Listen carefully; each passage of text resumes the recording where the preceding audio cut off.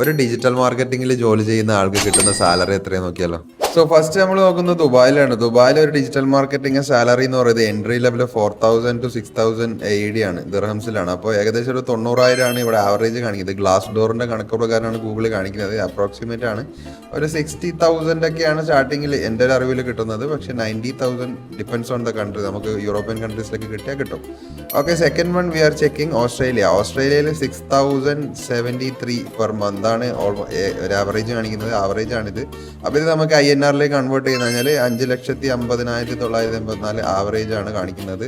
അടുത്ത രാജ്യം എന്ന് പറയുന്നത് ചൈനയാണ്. ചൈനയിൽ നോക്കിക്കഴിഞ്ഞാൽ അവരുടെ കറൻസിയിൽ 19,500 എന്ന് വെച്ചാൽ ഏകദേശം 2.2 lakhs ആണ് സ്റ്റാർട്ടിങ് ചൈനയിൽ കാണിക്കുന്നത്. ഓക്കെ, അടുത്ത കൺട്രി നമ്മൾ നോക്കുന്നത് വെച്ചാൽ ജർമ്മനിയാണ്. ജർമ്മനിയിൽ നമ്മുടെ INR മാറ്റി കഴിഞ്ഞാൽ 3,500 യൂറോസ് ആണ്. അത് INR മാറ്റി കഴിഞ്ഞാൽ 3,10,000 ആണ് സ്റ്റാർട്ടിങ് കാണിക്കുന്നത്. പിന്നെ വെച്ചാൽ നമ്മൾ ലാസ്റ്റ് ചെക്ക് ചെയ്യുമ്പോൾ നമ്മൾ ഇന്ത്യയാണ്. ഇന്ത്യയിൽ നമുക്ക് ആവറേജ് സാലറി എന്ന് പറയുന്നത് 18,615 രൂപയാണ്. സോ ഇത് കണ്ടിട്ട് നിങ്ങൾക്ക് എന്താ തോന്നുന്നത്? ഈ ഡിജിറ്റൽ മാർക്കറ്റിംഗ് പഠിച്ചിട്ട് ഇന്ത്യയിൽ തന്നെ വർക്ക് ചെയ്യണോ അല്ല പുറം രാജ്യത്തേക്ക് പോകണോ? Just comment down.